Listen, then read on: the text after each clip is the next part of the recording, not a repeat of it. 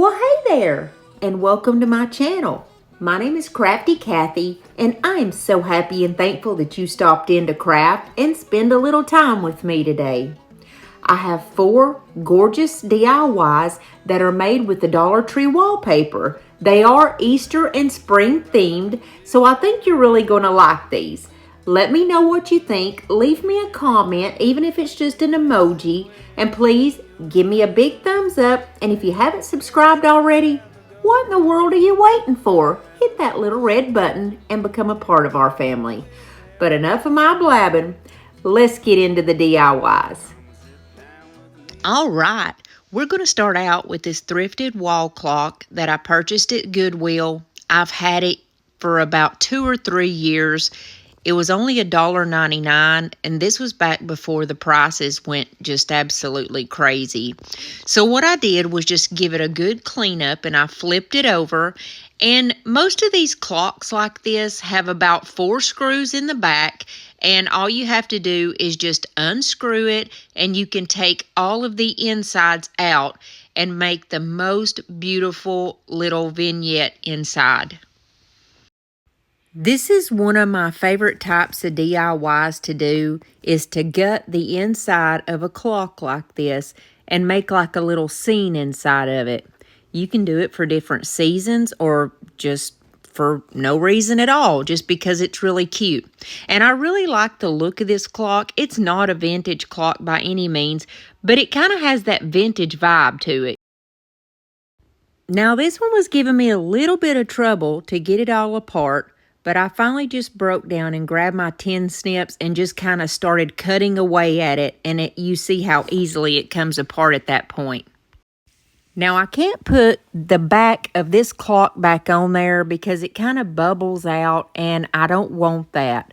So what I did was take a pack of cardstock, and at the very back of it is a really good thick piece of cardboard, and I just traced it out, and that's what we're going to use as the back of this. And I took my clock outside and I gave it a few coats of my favorite spray paint, the Ultra Matte Rust-Oleum 2 times.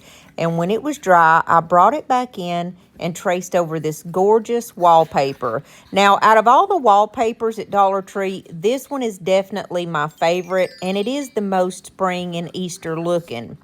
All I did was peel the backing off like a sticker and stick it right down over that piece of cardboard.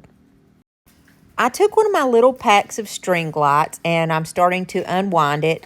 I get these off of Amazon. I get about 16 of them in a pack for around 12 bucks. They're in my Amazon store in case you want to grab some. It's definitely a better deal than the Dollar Tree. The way that I'm going to get these to stick is just take an old ribbon. I'm going to glue that ribbon all around to the inside of this clock, because this clock's metal, and if I just try to put the hot glue and glue those string lights, they're never going to hold. But if I put down this ribbon, it gives me a base to put some glue on to add the string lights to. So I finished gluing the ribbon, and then I started by putting a little glue on that ribbon to get my string lights on. That's a long about way to go just to get some string lights in this thing. But I'm going to tell you what, it's going to make all the difference. It's going to be so pretty when it's lit up. What I plan to do is let the end of the string lights, the controller, come out the top part, because that way you're never going to see it. And I quickly do like a little dry run with that backing just to make sure that it's going to fit on there correctly whenever I've got my little string hanging out the top, and it does. So then I just took and glued the backing onto the back of the clock, and I put just a little bit of glue on the one side of the controller that I won't need to open up when I'm changing the batteries, and I just simply glued it on the back. I like to make up a bunch of different molds ahead of time, so when I'm doing my projects, I have them ready. Now, these are 2 little resin bunnies, and I got the mold for these at Temu. I think I only paid maybe $2.98, maybe it was $2.28. It was very cheap, and it was just these 2 little bunnies, but they turned out so cute. I just left them the color that they were, which is white. That's the color of the resin. And I took some really watered down Waverly Antique wax and I ran it over them and wiped it back off with the baby wipe. Then I used a little bit of that Titebond thick glue. It's Titebond Quick and Thick glue. And, you know, it's usually a wood glue. However, it's one of the best things that you can use for your molds to get them to stick. So I put a little bit on each of the backs and also just a little tiny bit of hot glue because I want them to stick right now and that not be a problem. I grabbed my glue gun and just put a little bit of a little bit of glue down in the bottom. And I'm using this moss to go down in the bottom to look like the bunnies are standing in grass. I get my moss at Hobby Lobby because there were several times when I had purchased moss or the Spanish moss from Dollar Tree and it smelled like cat pee, y'all. I'm just going to be honest. It smelled like cat pee. And I ain't doing it no more. So I just get mine at Hobby Lobby. It's a little bit more expensive, but honestly, it looks so much better too. These are 2 more molds, and they're just actually pieces of molds. And I'm going to use them also to kind of frame out this clock. The first thing that I did was took my gold leaf Rub and Buff, and I love Rub and Buff. I'm such a fan of Rub and Buff. If you ever have used it, you'll know. And I've never heard anybody use this stuff that didn't like it or that didn't rave about it. It's just good stuff. I like to put mine on my fingers because it gives me better control of where I want it at. And these, as you see, are kind of like a little leafy pattern. They're kind of like I don't know, some kind of flower. They're like a leafy flower garland thing. And I just wanted to accentuate that, and I rubbed over it with the gold leaf. I used a very small dab of that Quick and Thick, but I put mostly hot glue to hold these on.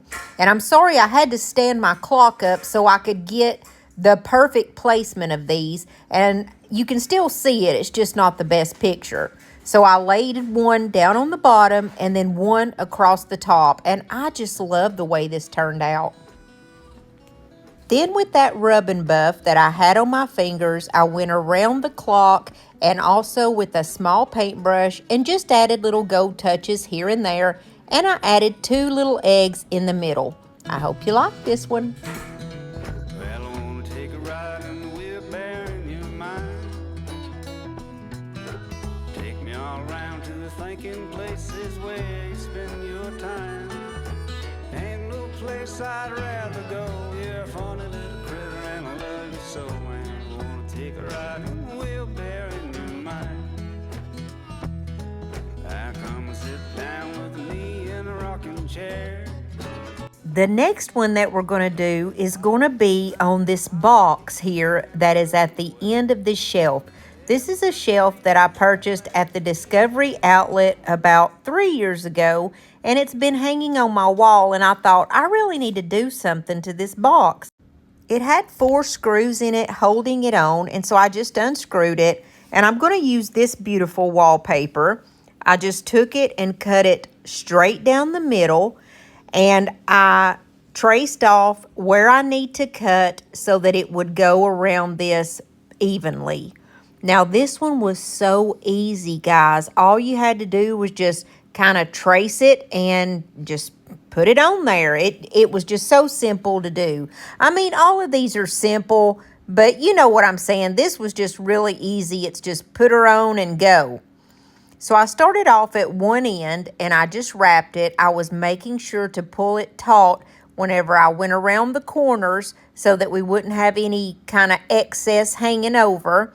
Now, if you do have a little bit that might be sticking up at the top or the bottom of a box like this, it's no big deal because this wallpaper takes the sandpaper really good.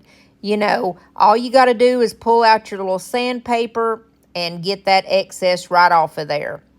So it took both pieces of this to cover, but it's totally fine. It actually took about probably 3/4 of the paper. I had a little bit left over, but each time that you go around something like this, you just make sure that you've pulled it taut and you're not going to have like a big bump in it. And I wanna take a ride in the wheelbarrow in your mind. Take me all around to the thinking places where you spend your time. Ain't no place I'd rather go. You're a funny little critter and I love you so. And I wanna take a ride in the wheelbarrow in your mind. Yeah, I wanna take a ride in the wheelbarrow in your mind. I got me some new rice papers from Miss Lori over at Milton's Daughter. And guys, the stuff that she has for Easter and spring is to die for. It's gorgeous. And as you see, I just wet the end of my paintbrush, go around the area that I want to tear, and I just tear that off.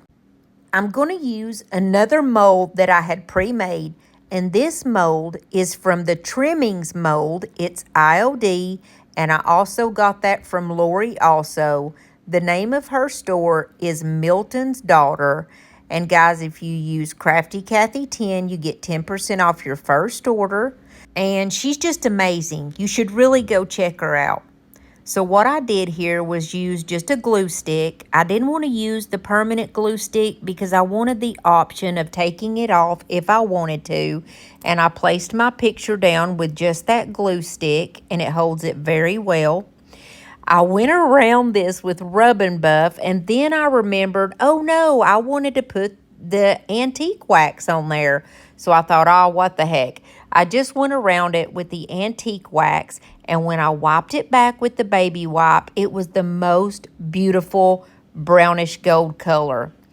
And of course, after I got that color, I was very happy with it, but I still added a couple more little touches of gold here and there.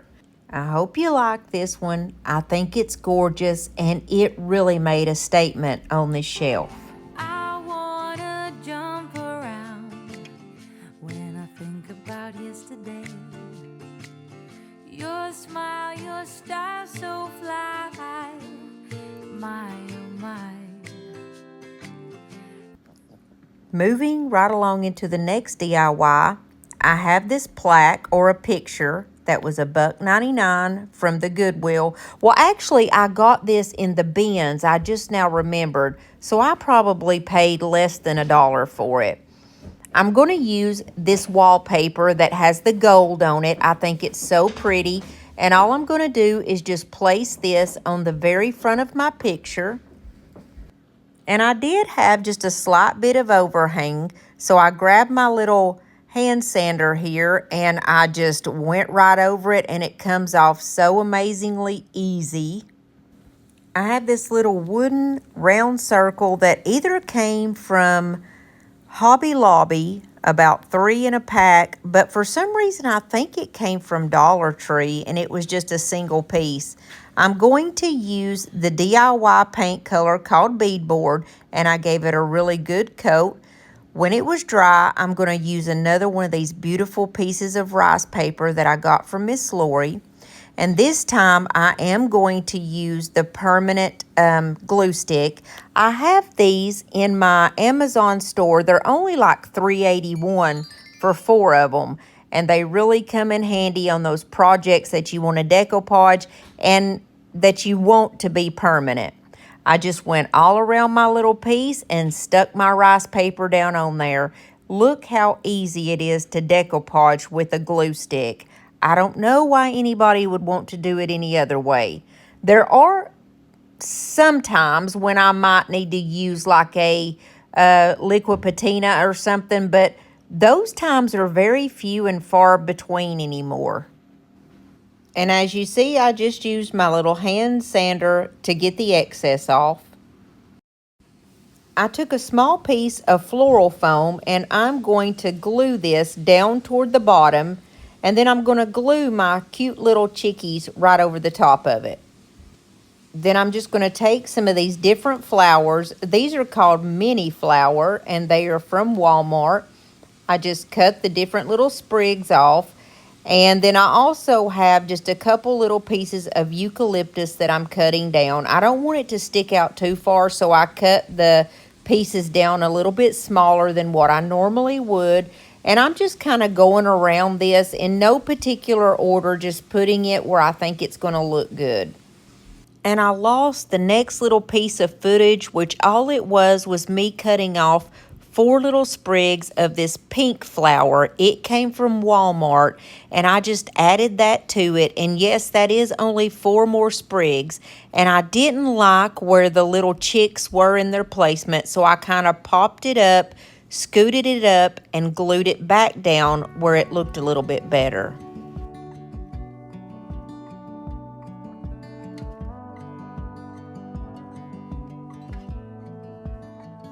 I saw the ending before the movie was done. I got thick skin because I've been burned before.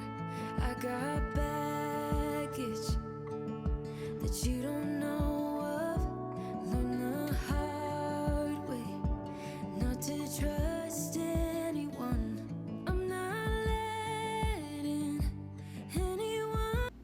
On the last one, I'm going to attempt to explain how you wrap a book. It's basically like the way we used to wrap them back in school. Now, I've got these old books that I had purchased at the bins, and this is absolutely crazy that the book that I found, I was looking through it, and when I opened it up, it was about halfway through the thing. There was an old bank statement in it, and this is so cool to me. I just love finding old papers. This is from January 27th, 1952, and this lady put in $55 and then 2 checks, and it totaled up $63. And I can't really read what the lady's name is at the top that made it. And of course, it didn't have any kind of actual bank information on it, like her number or anything. But I just thought that was cool. I love old papers and stuff like that, finding them. And you never know what you're going to find in these books. So anyways, the way that I start off is I make sure that my spine is in the center. I make sure that I have about 1 inch at the top and about 1 inch at the bottom. The reason why I'm going to do that, I'll show you that in just a second. So what I'm going to do here is just cut that top piece off because I'm not going to need that. I still had 1 inch on both ends. Now, I'm just going to be 100% transparent with you here. There's times when I'm doing these, doing the wallpaper on these books and stuff where I kind of fumble, but I have to think for a minute and get my bearings, and then I can always figure it out. So don't flip out if you feel like you're doing it wrong. You really can't mess it up too bad. I went ahead and pulled the whole backing of the paper off, and like I said, I start off in the middle, and I make sure that that's stuck down really good. A lot of people use like these Cricut tools and stuff, but I found that it was just aggravating me more than it was helping me. And you see here I've got at least 1 inch hanging over on all the sides. And this is where I was talking about that I kind of cut it wrong. You have to cut like a triangle, and you go in from the corner down to the bottom of the book. And then at the very, like the middle part, the spine, I just make 2 cuts, 1 on each side, and then you cut it off even shorter in a minute. I do that all the way around, and here I just cut down because, like I said, I only needed about 1 inch, and you cut in the middle, and I cut every one of these wrong right there, and I'll show you what I'm talking about right here.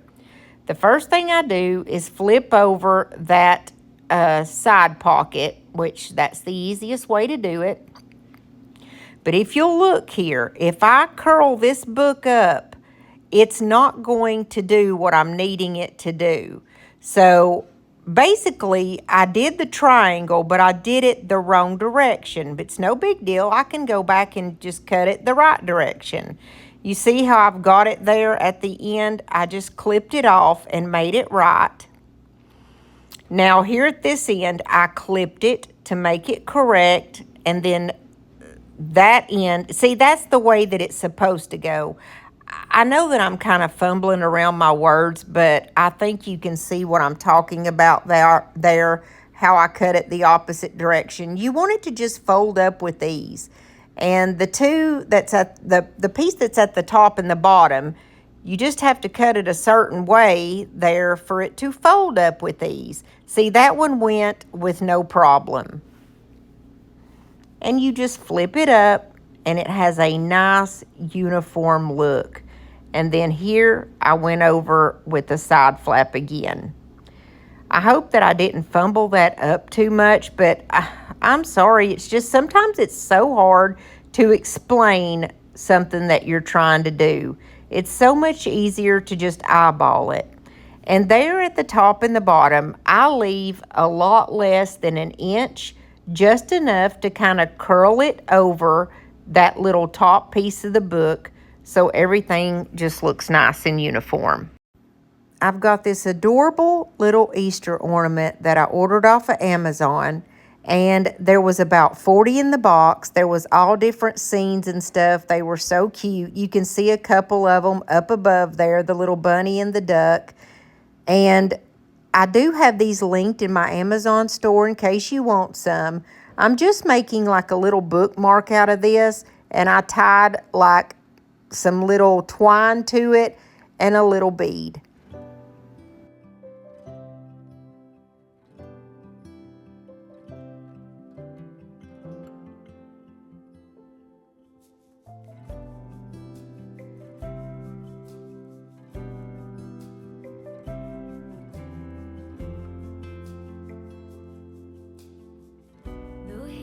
If you stuck with me through this whole video, I just want to thank you from the bottom of my heart. I don't tell you enough how much I appreciate you guys. Also, if you would, please give me a big thumbs up if you did like this video, and comment, because those things really help me out on YouTube. Even if it's just a heart emoji, it means a lot to me. Also, if you haven't subscribed to my channel yet, click that little red subscribe button and become a part of our family, because we would love to have you. Normally, my videos come out on Mondays and Thursdays. However, with the issues I've been having lately with my health and stuff, it's just been either Monday or Thursday. But I promise I'll be making some more for you, and I'll see you back here real soon, Lord willing, and the creek don't rise. Now, did you know that if you are on your smartphone or tablet, you can click on my face on the right here and subscribe to my channel? You sure can. And if you like this type of content, here's another one that's very similar. Just click on it and you'll go there next. I love you guys.